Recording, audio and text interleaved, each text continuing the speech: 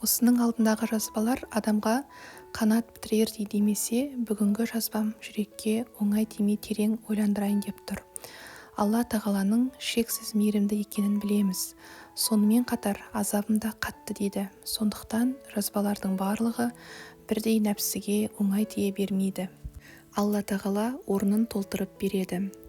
Алла тағала пендеден несін алса да, ол оның орнын одан жақсы нәрсемен толтырып береді. Бұл жаратқанның әдеті. Ой, бар болғырлар, біле білсеңдер, Алланың иман келтіріп, игі істер істегендерге берер сауабы әлдеқайда қайырлы. Бірақ оған бәле-жалаға, нәпсі мен шайтанның азғыруына қарсы һәм хақ тағалаға құлшылық етуде табандылық таныта білген сабырлы жандардан өзге ешкім қол жеткізе алмайды. Қасас сүресі 80-ші аят.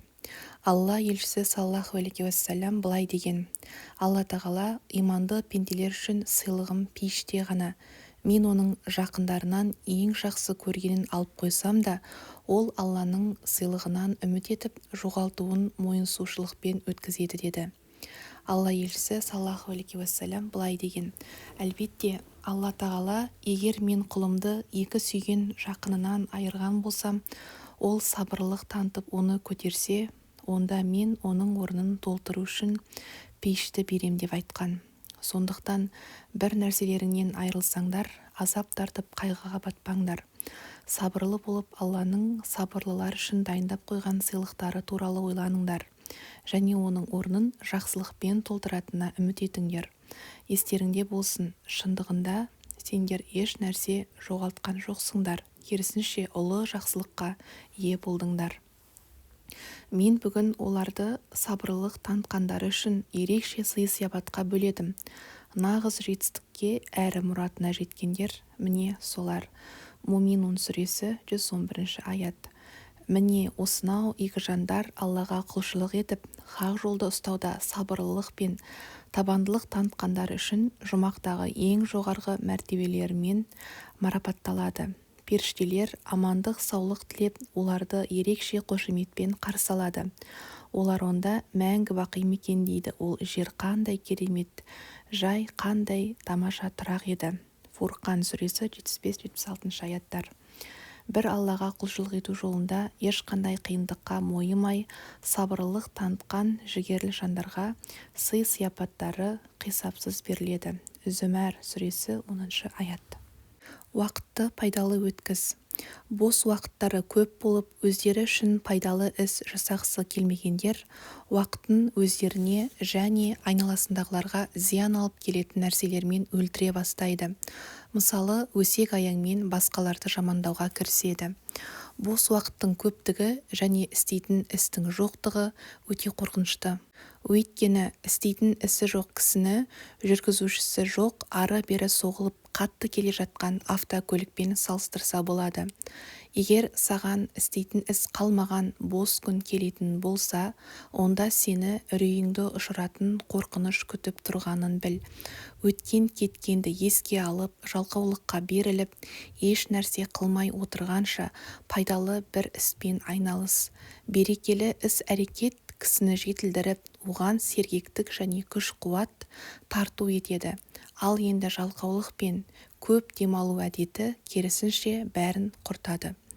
Кісінің жалқаулыққа беріліп, істейтін ісі жоқ кезі ақырындап қинауға ұқсас. Риуаятқа қарағанда бұл тәсілді Қытай түрмелерінде қолданады. Түрмедегі кісіні үздіксіз тамып тұрған тамшының астына отырғызады. Ақырында ол кезектегі тамшыны күтіп отырып, ақырындап ақылынан адасады. Пайдасыз өткен бос уақыт біздің онсыз да қысқа болған апталық, айлық, жылдық өмірімізді ұрлап алады. Жалқаулықтың бірінші құрбандығы ақыл ес. Өйткені жалқаулыққа берілген кісі еңбектену былай тұрсын, ойлай да алмай қалады. Демек, бұл бос уақыт біздің еш қайсымызда болмау керек дегенді білдіреді. Қазір тұр да намаз оқы, Құран оқы, Алланы еске ал, пайдалы бір нәрсе оқы не жазу жаз. Бітірілуі керек болған нәрсені аяқта. Ерте ме, кеш пе, бәрібір істелетін нәрсені кейінгіге қалдырмай жасап таста. Бүгінгі жасайтын істі ертеңге қалдырма. ертеңгі күн біз үшін келе ме, келмей ме ешкім білмейді.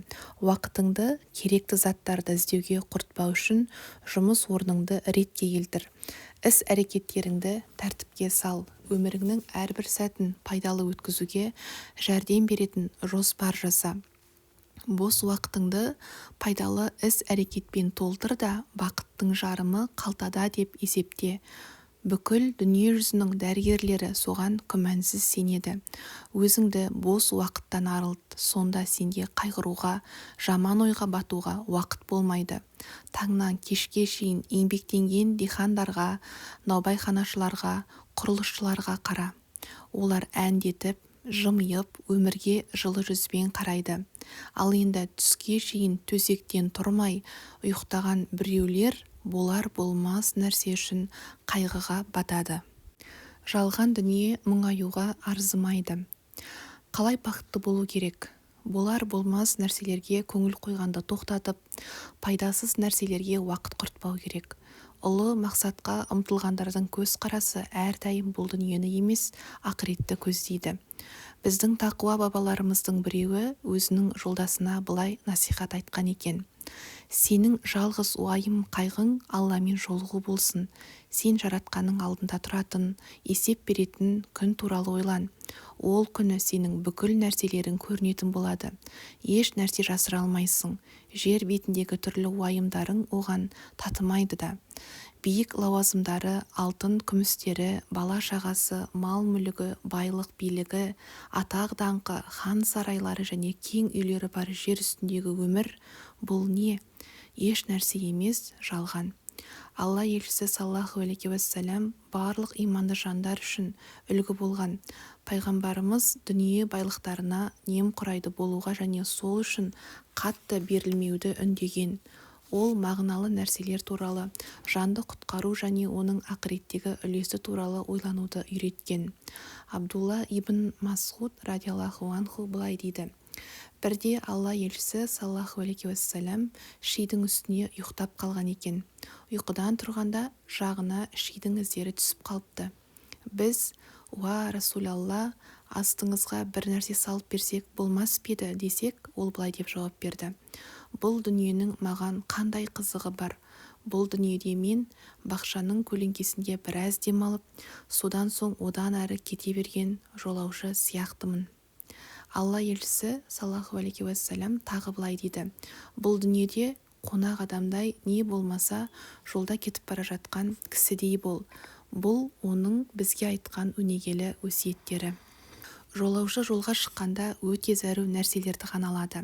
Сол секілді иманды кісі де бұл дүниеден ақыретте игілікке жеткізетін нәрселерді ғана алады және мәңгілік мекені пейіште жоғарғы дәрежелерге көтерілуге тосқауыл болған нәрсенің бәрін тастайды. Бірде Омар радиаллаху анху қираған үйдің жанына тоқтайды. Ол өзіне ергендердің ол жерде тұруды жақтырмай жатқанын байқап, бұл сендер ұмтылған және жылап жүрген дүниелерің деді. Омар радиаллаху анху қажылыққа бара жатып, демалуға тоқтаған кезде оған шатыр тікпейтін. Ол астына тулақ төсеп, бақтың көлеңкесін паналайтын. Екі жүзділер туралы Алла тағала былай деген: ал енді бір топ мұнафықтар қара басының қамын жеп, Алла хақында жахилият дәуіріне тән шындыққа жанаспайтын небір ойлардың шырмауына түсті. Әли Имран сүресі 154 аят. Бұл кісілер қара басының қамын және нәпсілерінің қалауын қандыруды ғана ойлаған. Оларда биік мақсаттар мен қасиетті мұраттар болған емес. Сахабалар Алла елшісіне саллаллаху алейхи уассаламға ағаштың түбінде тұрып ризалық сертін беріп жатқанда, олармен бірге жүрген 200 адам өзінің жоғалған түйесін іздеп жүрген. Олар өлгенше соғысатындары туралы ант беріп жатқанын көріп, мен үшін сендердің анттарыңа қарағанда өзімнің түйемді тауып алу маңыздырақ деген. Сонда Алла елшісі саллаллаху алейхи уассалам қызыл түйенің иесінен басқалардың бәрінің күнәсі кешіріледі деген.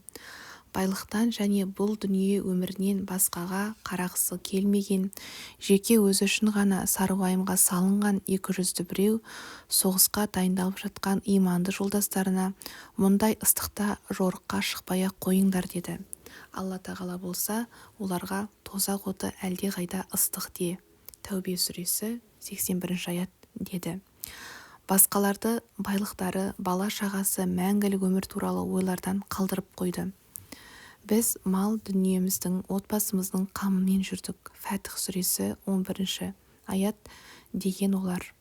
Бұл ұсақ кісілердің түкке тұрғысыз проблемалары. Ал енді мейірімді сахабалар болса Алланың мейіріміне және оның ризалығын табуға ұмтылған. Немқұрайдылық. Немқұрайдылығымыз өте ауыр індет. Көбінесе екі дүниедегі бақытсыздығымыздың себепшісі дәл осы нәрсе болып қалады. Біз өлім туралы, оның кенеттен келетіні туралы ойлағымыз да келмейді. Біз бұл жалғандағы өміріміз мүлдем бітпестей жасайтын нәрселердің бәріне үлгеретіндей асығудың керегі жоқтай болып өмір сүреміз. Бұл ақылсыз, жеңіл ойлардың ісі. Ал енді біз уақытты пайдасыз өткізудің орнына әрбір күнді, әрбір сағатты пайдалы, мағыналы өткізуге әрекет жасайтын болсақ, бұл бізге екі дүниеде де бақытты болуға жәрдем бермек. Атақты тәпсір ғалымы Әл-Қуртуби былай деп айтқан: «Ей адам, өзің жинаған және ауыр күндерде пайдасы тиеді деп қамдап қойған байлықтарың қане? Міне енді өлім келді, сенің қолыңда еш нәрсе қалған жоқ. Байлық пен атағыңның орнына кедейлік пен қор болу ғана қалды. Уа, өз күнәларының құрбаны болған, үйреніп қалған орнынан, отбасының ортасынан айырылған байғұс, қазір енді өзіңді қалай сезініп жатырсың? Тура түзу жолдан таюға саған не кедергі жасады? Алыс сапарға, ауыр мезгілдерге, азық қамдаудан бас тартуға сені кім мәжбүрледі? Сен не, алдыңда тым ауыр, өте қорқынышты болатын, сөйлеген сөздерің өзіңе жәрдем бере алмайтын және ұлы иеміздің алдында қолдарыңның, аяқтарыңның, дене мүшелеріңнің жасаған істері, тіліңнің сөйлегендері саған қарсы куәлік беретін күн күтіп тұрғанын білген жоқ пе едің? Егер сені Алла өзі мейірімділік қылып кешіретін болса, пейіш сенің аяқ астыңда. Ал енді оның бетін аулақ қылсын, кешірмейтін болса, онда тозақ отына түсесің. Уа, тозақ азаптары туралы ойланбаған немқұрайды жан, енді қанша уақытқа дейін сол немқұрайдылықта және жеңіл-желпі ойлайтын боласың? Сен әлде бұл іс маңызды емес, соншалықты қорқынышты емес деп ойлайсың ба? Әлде бұл дүниеден кетер уақыт келгенде сенің атағың пайда береді деп ойлайсың ба? Әлде өзіңнің жасаған істерің азапқа салып жатқан сәтте сені байлығың құтқарады деп ойлайсың ба? Сен шалынып жығылғанда пұшайман болғаның қорғап қалады деп, не ел жиналған жерге келгенде саған айналаңдағылар жаны ашиды деп ойлайсың ба?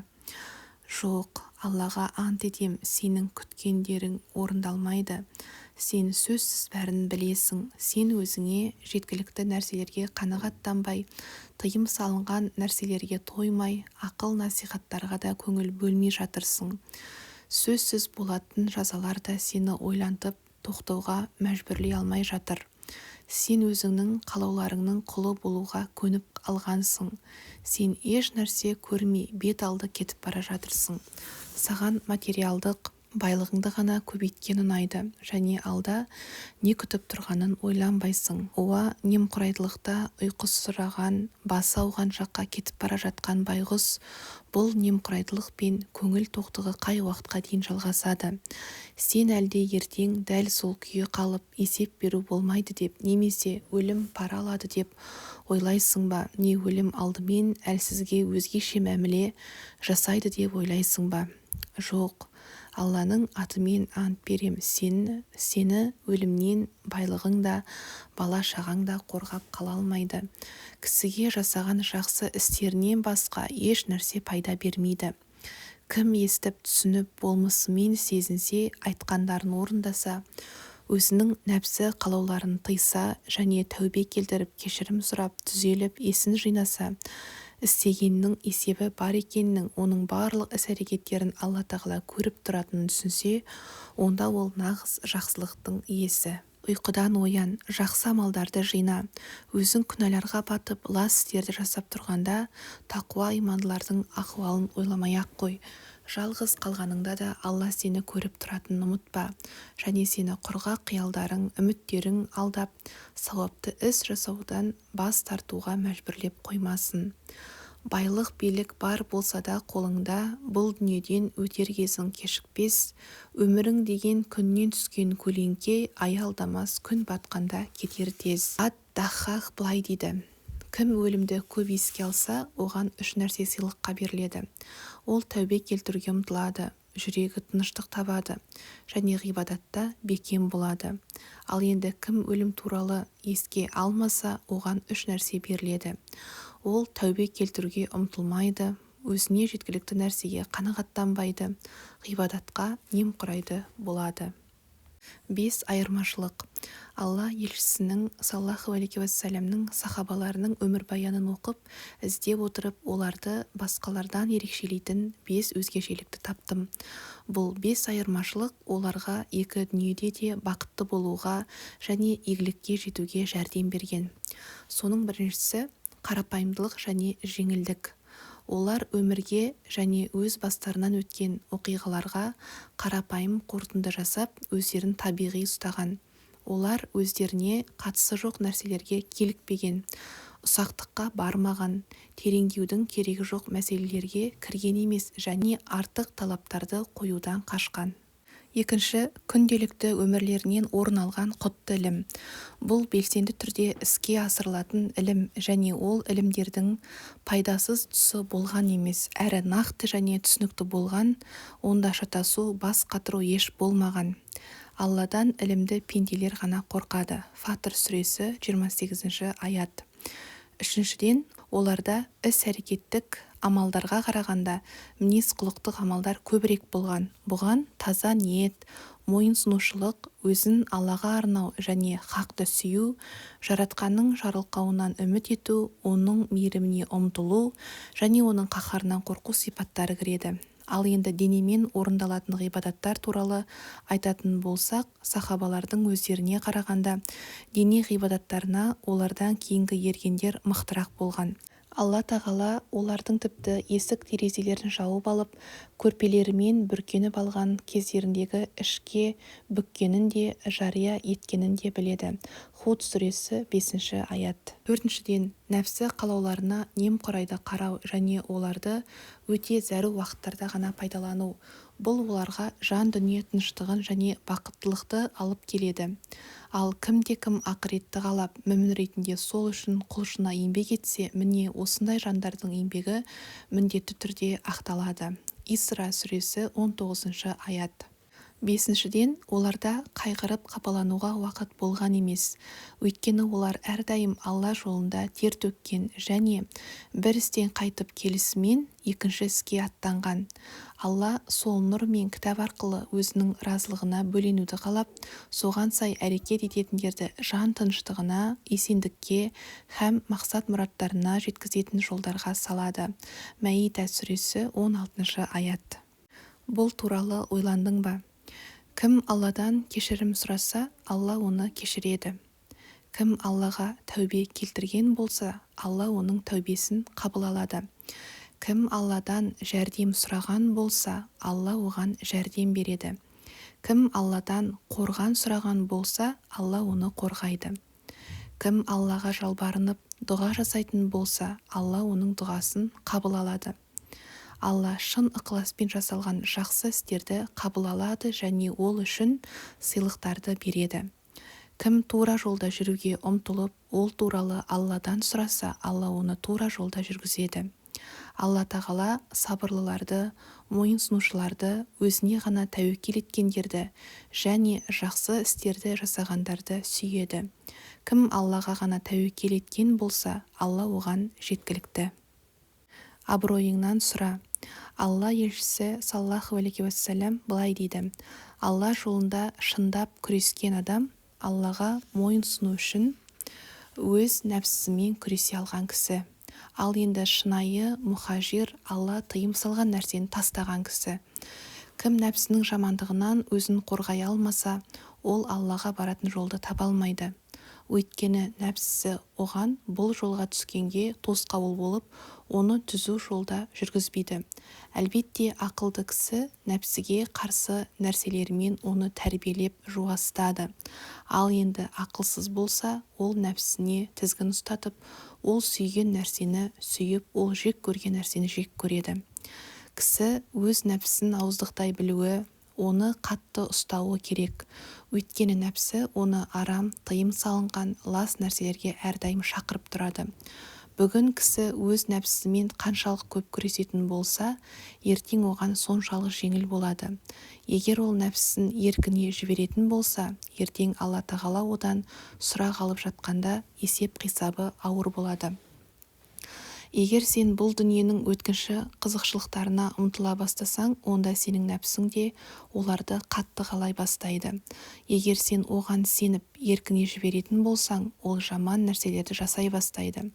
Егер сен өзіңнің нәпсіңді Алланың үкімдерін орындауға мәжбүрлейтін болсаң, ол тақуа бола бастайды. Ал енді сен оны бос жіберетін болсаң, ол бұзылып кетеді. Біз нәпсімізге ол қалағанды беріп, оны жұмыстан босатып, қиыншылықтардан құтқарып, оған тура мәміле жасап жатырмыз деп ойлаймыз. Бірақ біз осылай жасаумен оны сыйлықтардан құр қалдырып жатырмыз.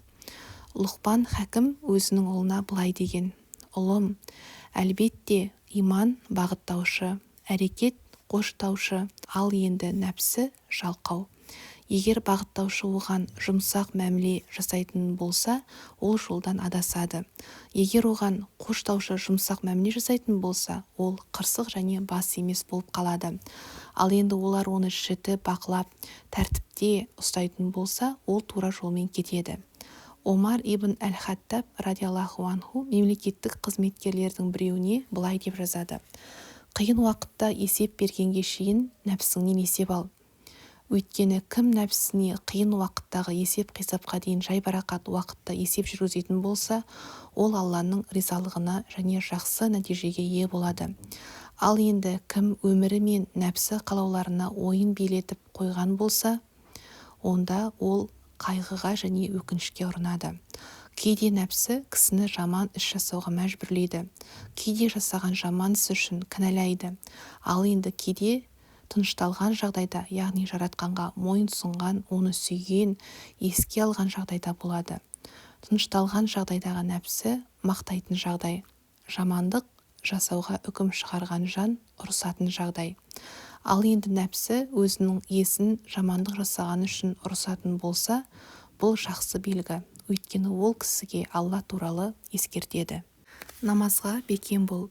Алла тағала былай деп айтады: Аллаға құлшылық етуде, күнә атаулыдан сақтануда, һәм бастарыңа ауыртпалық түскенде сабырлылық танытып, намаз оқып, Алладан медет тілеңдер. Бақара сүресі 45 аят.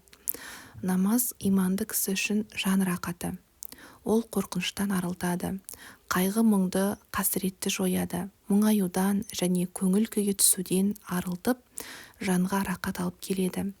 Намаз сынақтармен, қайғы-мұңдармен жараланған рух үшін орасан зор шипа. Намаз имандының қорғаушы қорғаны.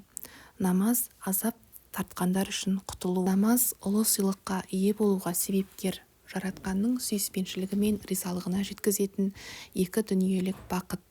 Бір жолы сахабалардан біреу Алла елшісінен саллаллаху алейхи уассаламнан Алла тағала қай істі бәріне жақсы көретінін сұрағанда, ол былай деп жауап берді: өз уақытында оқылған намаз, деді.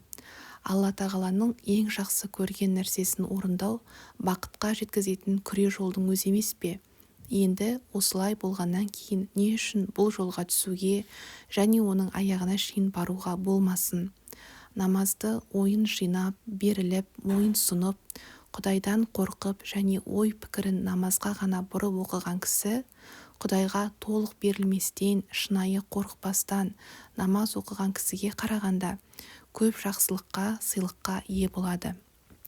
Ойы шашырамай, беріліп, мойынсынумен және Құдайдан қорқумен оқылған намаз кісінің жан дүниесіне әртүрлі рухани аурулар және көңіл құлазу сияқты психологиялық сан алуан аурулар күшейіп тұрған қазіргі дәуірде ғажайып әсерін береді. Жан дүниенің тыныштығы және ішкі дүниенің үйлесімі болмаса, бақытты болу мүмкін емес. Ал енді оларға ие болудың ең әсерлі жолы да намаз. Жаратушының алдында одан қорқып, үміттеніп, мойынсұнып, таза ниетпен оның ұлылығын және күш-қуатын сезініп, бұл жалған дүниенің уақытша рақаттарын, әсемдіктерін ұмытып, оған мойынсынуды, оның ризалығын алуды көздеп, оның жақындығын сезініп, иіліп сәждеге бару – бұл нағыз шынайы бақыт емес пе? Кім намазға немқұрайды болып, мешітті айналып өткен болса, ол бақытсыз адам. Әлбетте ол өзін ұлы жақсылықтан құр қалдырды. Бізге Алла жеткілікті, ол ең жақсы қолдаушы. Алла тағалаға ғана тәуекел етіп, барлық үміттерді оған арту, оның барлық әміріне, бәріне разы болу, одан жақсылықты әрі оның ішінде бәле-кесапат келгенде құтылуды күту, иманның ең маңызды жемістері және бұл иманды кісінің ең жақсы сипаттарынан. Кісінің Алла не қылса да, кісінің барлығын жақсылыққа жорығаны қандай жақсы іс. Алла тағаланың ең жақсы қолдаушы екеніне, демек барлығы жақсылыққа айналып, жеңілдік сөзсіз келетініне сенуі керек. Жаратқанға бүкіл жан дүниесімен ұмтылып, оған тәуекел ету және қамқорлықты, қолдауды, жәрдемді, мол ризықты одан ғана күту керек. Ел-жұрт Ибрахимді алейхиссаламды отқа тастады. Бірақ ол шынайы сеніммен бізге Алла жеткілікті, ол ең жақсы қолдаушы деді.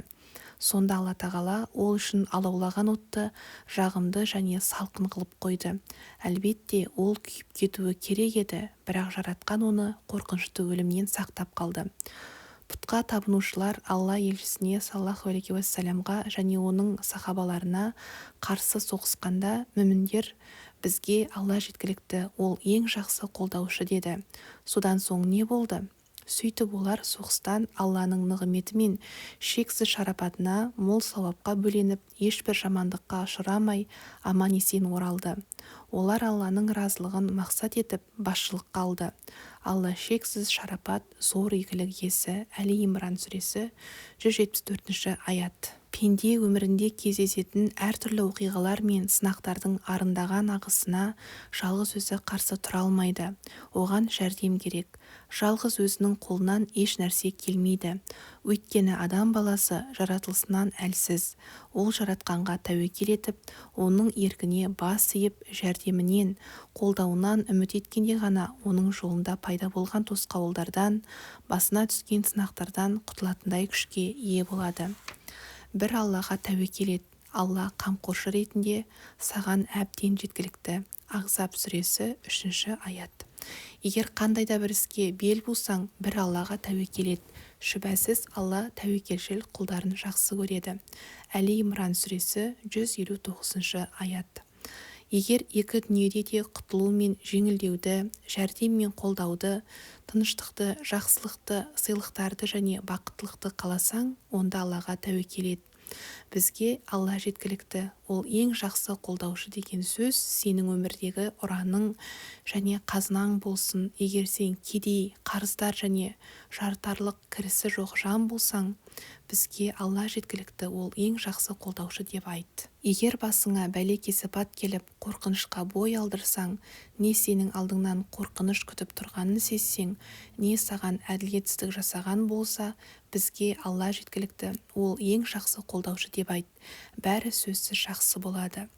Алла тағала өзінің елшісіне былай бұйырған: «Уа Мұхаммед, егер олар сенің өздеріне деген ынтызарлығыңа, жанашырлығыңа қарамастан сырт айналып кете барса, онда маған қамқор ретінде бір Алла жеткілікті, одан басқа тәңір жоқ. Мен бір өзіңе ғана арқа сүйеп тәуекел еттім, өйткені ол ұлы арштың Раббысы, аршқа және күллі жаратылысқа үкімін жүргізген шексіз билік иесі деп айт». Тәубе сүресі 129 аят. Аллаға тәуекел ету. Әсте өлмейтін, мәңгі тірі Аллаға арқа сүйеп тәуекел ет. Фурқан сүресі 58 аят. Бірде сахабалардан біреу Алла елшісінен саллаллаху алейхи уассаламнан мен түйемді байлап қояйын ба, әлде Аллаға тәуекел етейін бе деп сұрайды. Ол байлап қой да содан соң Аллаға тәуекел ет деп жауап берген екен. Алла тағала бізге өзіне тәуекел етуге үкім берген. Бірақ сонымен қатар ол бізге себептерді орындауға, яғни біз қалаған нәрсе аспаннан түседі деп қол қусырып отыра бермей, мақсатқа жету үшін әрекет жасауға үкім берген. Әзірет Омар бұл ақиқатты елге сендер аспаннан алтын күмістен жаңбыр жауатынын білесіңдер ме деп түсіндірген. Яғни біз жерге дән сеуіп, оны суғарып, бағып, сонымен қатар Аллаға сүйенуіміз керек. Өйткені ол дән өсіп шыға ма, жетіле ме, түсім бере ме, ол бір Аллаға ғана тиесілі. Алла бізден еңбекті және соған сүйенуді талап қылады. Осылай болғанда ғана оған тәуекел ету шын жүректен жүзеге асады. Келіңдер, жаратқанға шынайы тәуекел етейік.